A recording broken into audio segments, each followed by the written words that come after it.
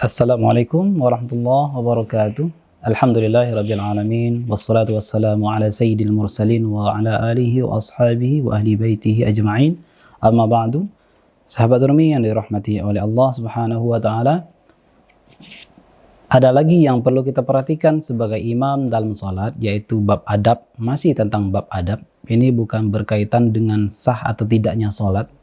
Bukan permasalahan fikih, tapi masalah etika, adab seseorang melaksanakan sholat.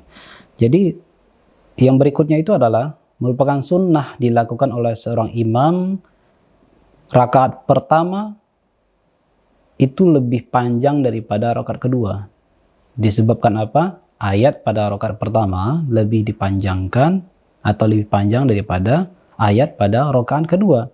Misalnya pada hari Jumat, subuh merupakan sunnah dari Rasulullah Sallallahu Alaihi Wasallam sebagaimana diriwayatkan oleh Sayyidina Abu Hurairah radhiyallahu taala anhu. Kana Nabi Sallallahu Alaihi Wasallam yaqra'u fil Jum'ati fi salatil fajri alif lam mim tanzilul kitab. Maksudnya adalah rakaat pertama Rasulullah membaca surat As-Sajdah. Kemudian pada rakaat yang kedua, hal ata 'alal insan. Maksudnya adalah surat Al-Insan.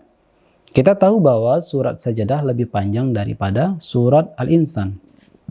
Begitupun Sayyidina Umar ibn Khattab radhiyallahu taala anhu berkata kepada Sa'ad.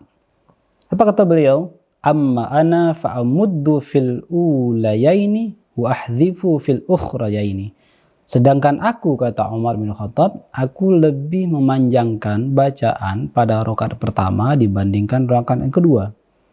Dan kemudian ada yang merupakan sunnah bagi seorang imam adalah terkait memanjangkan rakaat pertama dibanding rakaat yang kedua. Bukan berarti pada rakaat kedua itu seorang imam cukup membaca alif lam mim saja baru ruku. Tidak mesti demikian. Bukan berarti demikian maksudnya. Misalnya apabila si imam pada rakaat pertama membaca surah An-Nasr, idza jaa nasrullah, kemudian pada rakaat kedua mungkin membaca inna a'tainakal kautsar. Bukan berarti pada rakaat baca Al-Baqarah, pada rakaat yang keduanya baca Alif Lam Mim ruku. Bukan demikian. Tetap tunaikan bacaan sebagaimana mestinya. Bukan berarti sholat kita tidak sah apabila membaca Alif Lam Mim saja. Sholat kita tetap sah. Tetap sah sholat kita meskipun kita membaca Thaha ruku, Yasin ruku. Sah secara fikih. Tetapi Rasulullah mungkin sulit kita temukan riwayat bahwa Rasulullah Sallallahu Alaihi Wasallam setelah membaca amin, Rasulullah membaca Thaha, alif lam mim, alif lam ra lalu ruku. Enggak. Coba kita baca ayat-ayatnya dan kita tadabburi ayat-ayatnya. Kembali kepada tema kali ini bahwa merupakan sunnah bagi kita untuk memanjangkan ayat pada rakaat pertama dan membaca ayat yang lebih singkat pada rakaat yang kedua. Dapat ini kita praktekkan baik sholat fardu maupun sholat sunnah di rumah, apalagi dalam sholat berjamaah dalam rangka mentarbiyah makmum. Supaya makmum juga mengerti bagaimana semestinya kita sholat, bagaimana makmum sholat pada rakaat pertama lebih panjang dibandingkan rakaat yang kedua. Bukan berarti ini menunjukkan bahwa rakaat pertama lebih afdol daripada yang kedua, tidak. Karena itu dalam satu komponen sholat yang sama.